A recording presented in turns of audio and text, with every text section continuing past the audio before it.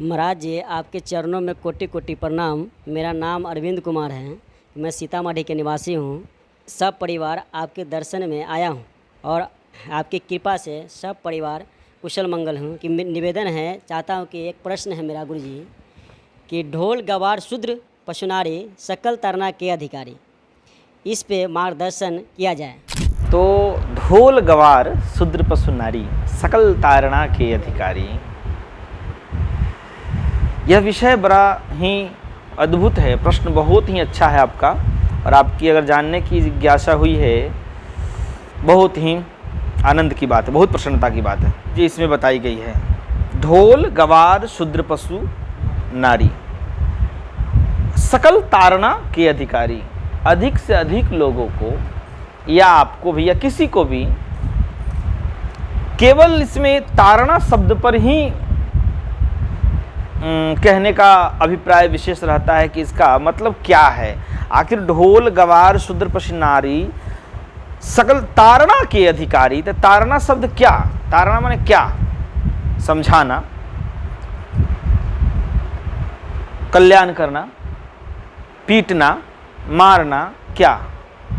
तो ऐसा समझें आप कि ढोल गवार शूद्र पशु नारी तारणा शब्द वो विषय पर अलग अलग ढंग से ऐसे जानिए, जैसे एक ही शब्द को समय काल और परिस्थिति से उसका अर्थ बदल जाता है, ठीक है।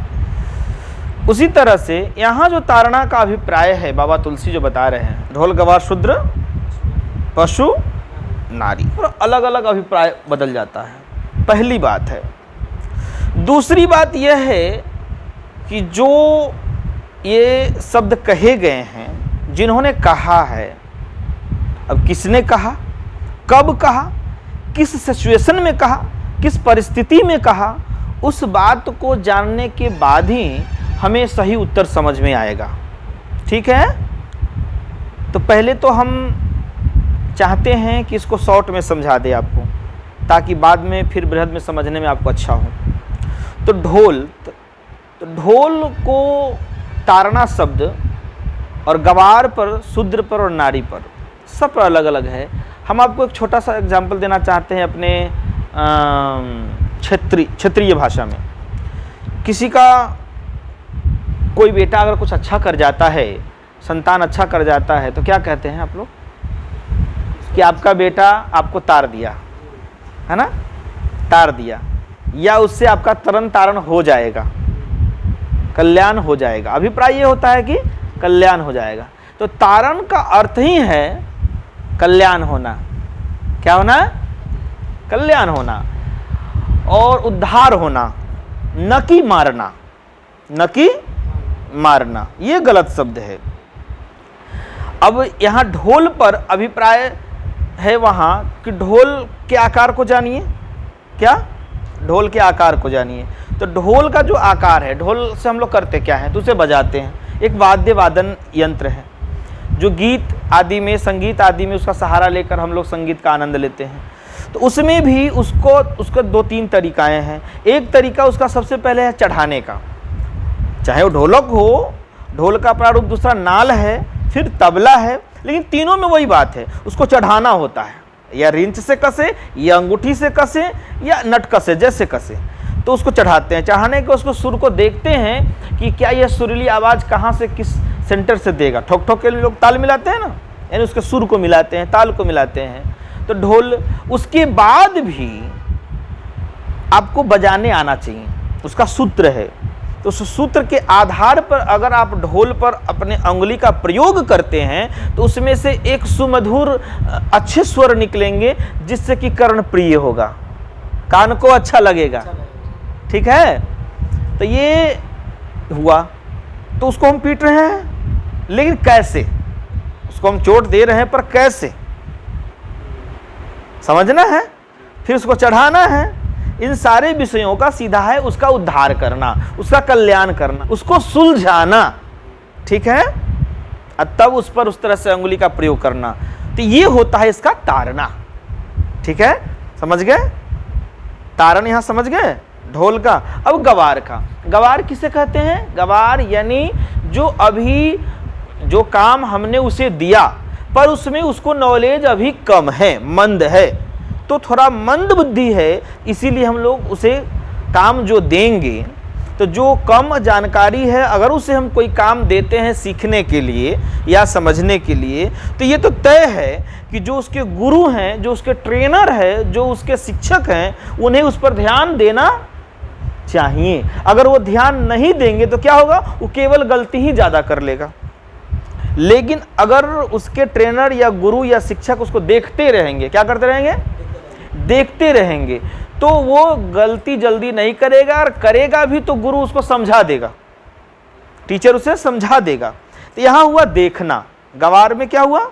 जब किसी कम बुद्धि वाले को कोई काम देते हैं तो उस पर देखते रहना चाहिए। क्या करते रहना चाहिए? तो देखने को भी तारना कहा जाता है। जैसे कि फलना आदमी फलना उसको तार रहा था, यानी देख रहा था, ठीक है, ये होता है ना, तो तारना, तो वहां देखते रहने का अभिप्राय है, ठीक है।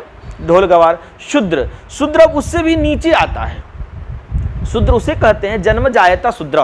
वेदों ने कहा है जन्म जायता शूद्र। तात्पर्य इस सेंटेंस से, इस शब्द से ये मुझे जानकारी मिलता है कि जिसे अभी कोई बोध नहीं है, जन्म लिया है, अभी कोई उसे ज्यादा बोध नहीं है, अभी बचपना है, अभी कोई विशेष जानकारी, समाज ज्ञान, चाहे कोई भी विज्ञान, चाहे कोई भी पढ़ाई लिखाई या सामाजिक विज्ञान, कुछ उसे मालूम नहीं है, तो वो शूद्र है अभी, या किसी जो विषय हम देना चाहे कोई जानकारी नहीं है, सीधी बात है, उसे शूद्र कहते हैं।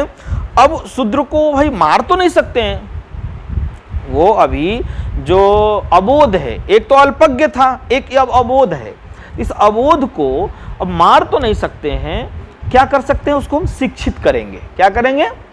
शिक्षित करेंगे। तो यहां शूद्र पर यह तारणा शब्द शिक्षित करने का अभिप्राय है। क्या करना है? शिक्षित करना, ठीक है, समझ गए? तीनों समझ गए? अब बातें आती है शूद्र के बाद पशु पर। तो पशु को हम कैसे उद्धार करें? पशु का उद्धार हम कैसे करें? कैसे होगा? तो सीधी सी बात है, किसी भी पशु को बहुत ही प्यार से आप समझाएंगे तो वो उतना नहीं समझ पाएगा।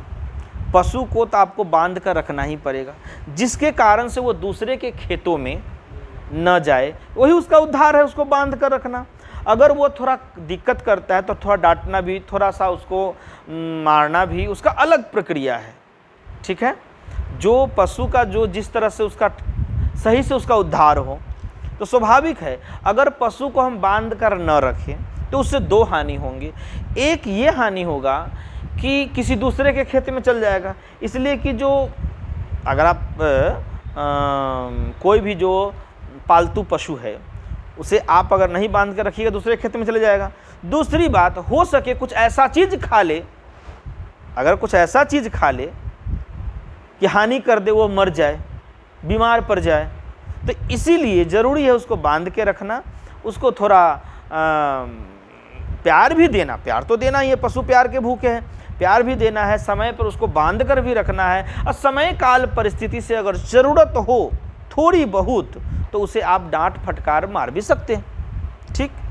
तो अब कहेंगे नहीं अभी कुछ भी करे, चलिए थोड़ी देर के लिए हम बात मान लेते हैं, अगर गाय माता है और गाय माता पशु रूप में है, इसलिए कि भैंस बकरी वगैरह सब की बात छोड़िए, पवित्र सबसे गाय माता है, तो गाय माता ही है। अगर उसे कुछ बीमार पड़ गया है और पैर में कोई प्रॉब्लम है तो उसे फिर टेक्निक से उसे हम गिरा करके और फिर पैर में कुछ उसका ट्रीटमेंट करेंगे। तो हो सके गिराते समय थोड़ा सा हमें परेशानी हो, तो वो परेशानी तो गौमाता को भी होगी। क्या अगर उसको हमको माने कारी से कुछ दवा ही पिलाना है, ऐसे नहीं अगर पीती है तो डॉक्टर बताता है कि कारी में यानी बांस के वो जो बनता है उसके, या तो नया टेक्नोलॉजी आ गया है तो प्लास्टिक का भी बनता है, उसमें दवा डालकर उसको ज़बरदस्ती गले में डालिए, ठीक। तो इस तरह से अगर किसी प्रकार से थोड़ा बहुत उनको चोट पहुंचता है तो उनका क्या करना हुआ? उद्धार करना हुआ। यानी तारणा का एन केन प्रकार है ना, एक ही है कि उद्धार करना। क्या करना? उद्धार करना। हाँ, नारी, ये बहुत बड़ी बात है, ये बहुत बड़ी बात है। तो ढोल, गवार, शूद्र, पशु, नारी।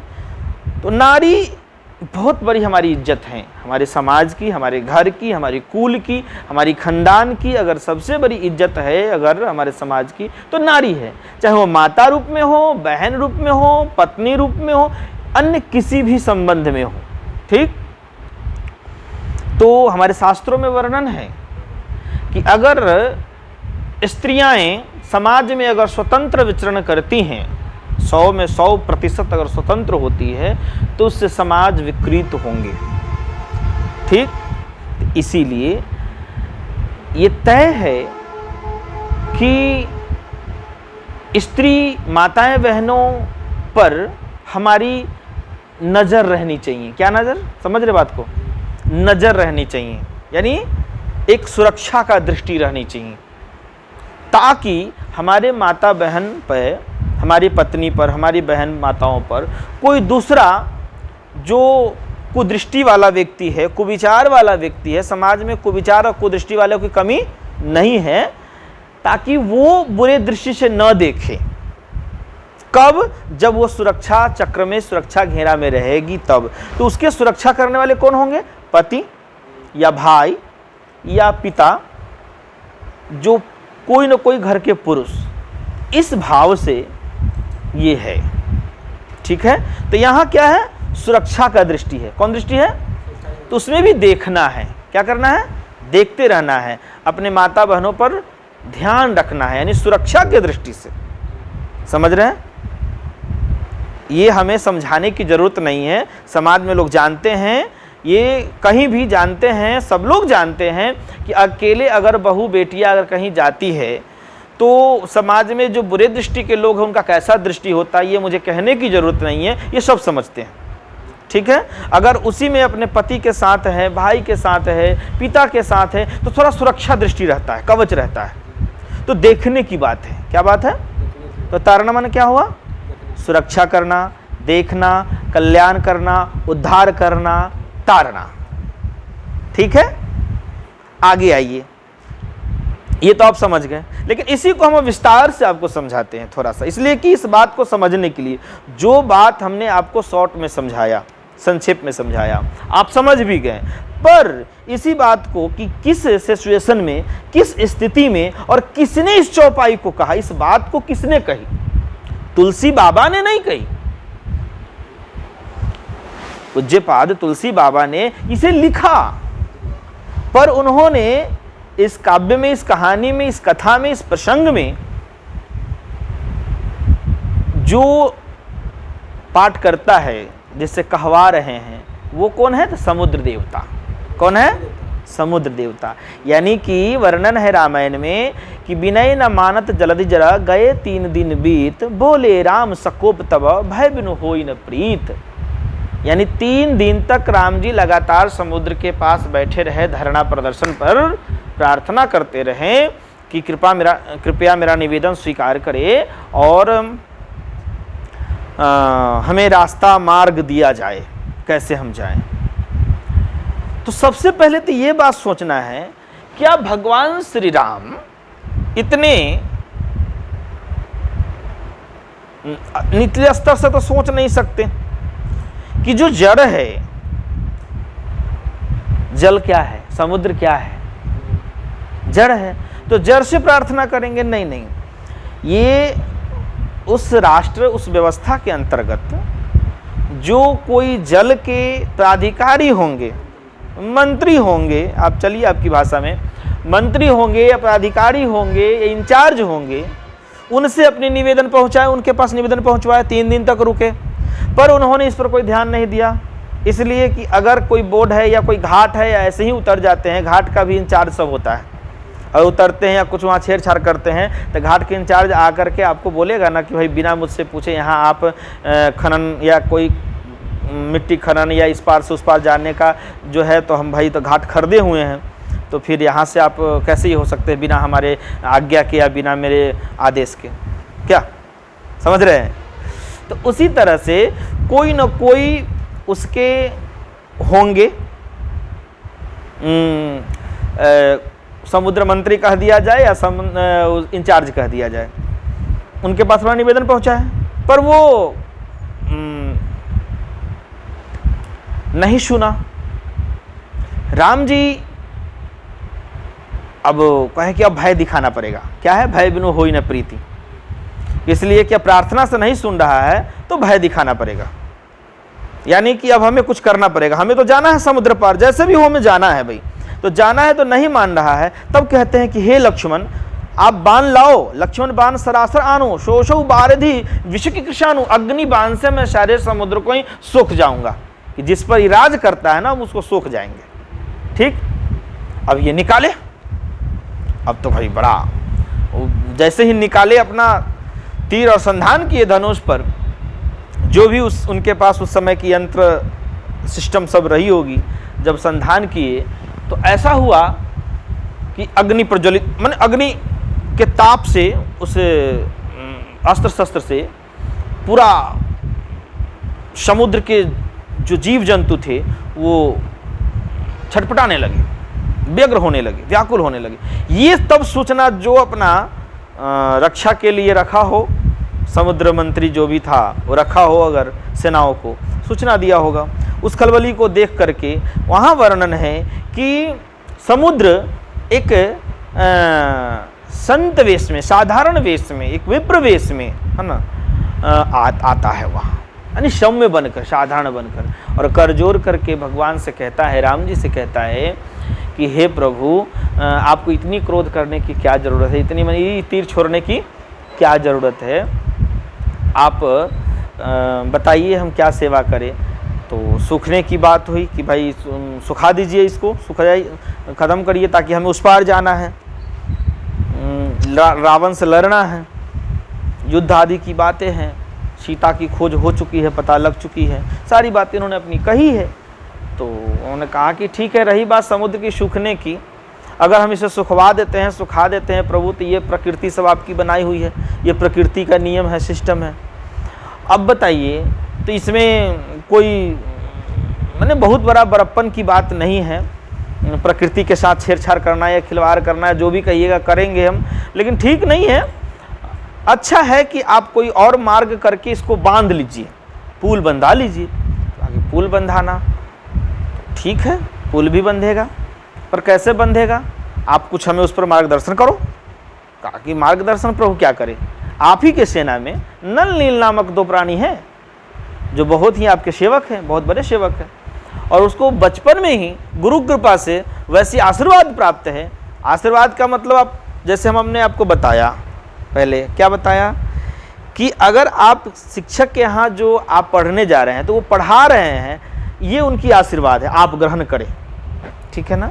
तो वो बचपन में जो नलनील को आशीर्वाद प्राप्त हुआ, यानी वो विद्या मिली कि वो किसी भी जगह पर पत्थरों से पुल बना सकते हैं, ठीक। तो हुआ उसमें वर्णन है कि वो स्पर्श करेंगे और जो देंगे लोगों को और वानरों को, तो टच एक दूसरे में होगा, वो सब पुल बनते चला जाएगा। और फिर उसमें एक प्रॉब्लम आई थी, क्या आई थी प्रॉब्लम, कि ये इधर उधर हो रहा था। वो तो उसके पास टेक्नोलॉजी था कि भाई वो उस पर पुल बंधाएगा और वो तैरेगा पत्थर, पर एकत्रित नहीं हो रहा था। तो राम जी फिर अपनी टेक्नोलॉजी लगाए, अपनी ज्ञान, अपनी बल, अपनी बुद्धि लगा करके उसे जोड़ने का कार्य किए, यानी तब वो धीरे धीरे पुल बंध गया, ठीक है। उसके बीच में जब वो तो हमने आपको आगे तक बता दिया। अब इधर जब वो तीर जब निकाले थे भगवान, संधान जो यंत्र किए थे, तो प्रभु ने कहा कि ये तो अमोघ बाण है, ये हम कहाँ छोड़े, ये तो हम चढ़ा चुके हैं, कहाँ छोड़े। अब आपने तो थोड़ा लेट कर दिया आने में, इसे तो हमें छोड़ना पड़ेगा, कहाँ हम छोड़े। कहा कि इसे आप हमारे उत्तर तट पर छोड़ दीजिए। इधर छोड़िए। कहा क्यों? इसलिए उत्तर तट पर जो वासी रहते हैं वो निशाचर लोग ज़्यादा है, वो उधर, इसलिए कि जो भारत में कुचरित्रता, भारत सब दिन से चरित्रवान रहा है, तो चरित्रहीनता की जो पश्चिमी सभ्यता है, जो चरित्र का कोई मायने नहीं है, जिसके नज़र में क्या खाएं न खाएं इस पर कोई सोच नहीं है, ऐसे लोग यहाँ आकर बस गए हैं जो राक्षस प्रवृत्ति के लोग हैं, और माने खूब मांस वगैरह ये सब मछली वगैरह खाते हैं, और उसके बाद समाज में उपद्रव फैलाते हैं, चरित्रहीनता फैलाते हैं, तथा जहाँ धर्मादि का प्रचार प्रसार होता है, जहाँ धर्मों की चर्चाएं होती है, वहाँ वो उपद्रव करते हैं। तो ऐसे लोग बसे हुए हैं। तो इसीलिए आपसे निवेदन है कि उस तीर को, उस यंत्र को, उस शक्ति को आप उधर छोड़ दीजिए, उत्तर दिशा की ओर। और ऐसा ही हुआ, प्रभु ने छोड़ा और उस घाट पर जो बसे हुए थे दानव राक्षस लोग, वो सब मारे गए। ठीक है, खत्म। अब उस पार जाने की बात थी। तो इस पर जो प्रार्थना काल में, इसी दरमियान प्रार्थना काल में उन्होंने ये बात कही थी कि हे प्रभु आयसु जही कह अस कहीं सो तेहि भांति रहे सुख लहई। आप जैसे कहिएगा वो तो मैं करूँगा, लेकिन ये जो हम उपाय बताएं वो सबसे बेस्ट है। हे प्रभु कि ये, और अगर हम में थोड़ी सी लेट हुई है, गलती हुई है, तो आप ये जानिए प्रभु कि हम जिस पर अभी, जिसके संग में रह रहे हैं, जिस पर हम राज कर रहे हैं, वो जड़ है। क्या है? जैसे आपको माने अग्नि, जल, वायु, पृथ्वी, आकाश सब क्या है? जड़ है। तो जड़ के साथ जड़ पर राज करते हुए, जड़ का ये सब करते करते ना मेरी भी बुद्धि हे प्रभु जड़ता की तरह, अहंकार की तरह हो गई थी। अगर आपने इतना किया तो आपको, इसके लिए भी आपको धन्यवाद है हे प्रभु। तो इसी के उपमा के लिए उन्होंने, किसने? समुद्र के जो देवता थे, यानी मंत्री थे, या समुद्र के जो मालिक थे उस समय, जिनको वो इंचार्ज दिया गया था। देवता का मतलब हुआ उसका। तो उन्होंने एक चीज कहा कि ढोल गवार शूद्र पशु नारी सकल तारणा के अधिकारी। इसी संदर्भ में उन्होंने कहा, अपने पर उन्होंने घटाया। किस पर? खुद पर समुद्र देवता ने घटाया इस बात को कि जिस तरह से ढोल है, तो ढोल को जब तक प्रभु उसका जो भी सिस्टम है उस तरह से उसको नहीं बजाइएगा तो नहीं बजेगा। ठीक है, उसी तरह गवार का जो है, उसी तरह से अब शूद्र, उसी तरह से पशु, जो हमने आपको पहले समझाया है। तो ठीक उसी तरह से हम मंद बुद्धि हैं, उतने हम बहुत बड़े वो नहीं हैं। तो अगर आपने मुझे सीख दिया है, जैसे अगर गुरु या आपके बड़े भाई हैं, पिता हैं, कोई भी हैं, आपने छोटी सी गलती कहीं किया थोड़ा मोड़ा, और उन्होंने कुछ डांट लगा दिया, कुछ आपको अगर मार ही दिया, तो क्या आपको बुरा किया? क्या आपके अच्छा के लिए किया? अच्छा के लिए किया। उसी तरह प्रभु आपने जो मुझे यहाँ डांट लगा दिया, या जो भी कुछ आपने मुझे कहा, डांट लगाना क्या हुआ? वहाँ जो उन्होंने तीर धनुष जो निकाला, उन्होंने वो जो सब किया, तो इस कारण से आपको धन्यवाद है कि अब हमें, मुझे सीख मिल गई और हम थोड़ा जड़ हैं। इस विषय पर उन्होंने इस तरह से कहा। इसीलिए हमें लगता है कि आप समझ गए, बात समझ गए क्या?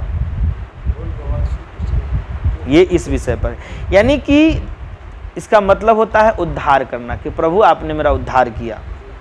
आपने, आप बच्चा को अपने थोड़ा सा आंख दिखा करके क्या करते हैं? उद्धार करते हैं। टीचर हैं, अगर थोड़ा उसको थोड़ा करा आंख करके, ताकि बच्चा संभल जाए, पढ़ने लगे, आप उसका उद्धार कर रहे हैं। क्या कर रहे हैं? उद्धार कर रहे हैं। तो तारण शब्द का अर्थ है उद्धार करना, न कि मारना। इसलिए कि जो गुरु, जो टीचर, जो शिक्षक, जो पति, जो पिता अगर केवल मारने पर भिड़ जाए अपने बच्चों, संतानों या पत्नियों को, समझिए उस घर में संस्कार खत्म हो जाएगा, धन दौलत खत्म हो जाएगा, स्वास्थ्यता खत्म हो जाएगा, धीरे धीरे सब कुछ खत्म हो जाएगा।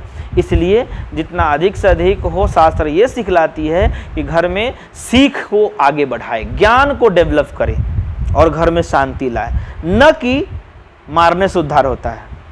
ठीक है, किस चीज़ से उद्धार होगा? अपने आप को डेवलप करने से उद्धार होगा, ज्ञान अर्जन करने से। बोलिए श्याम रामचंद्र की जय।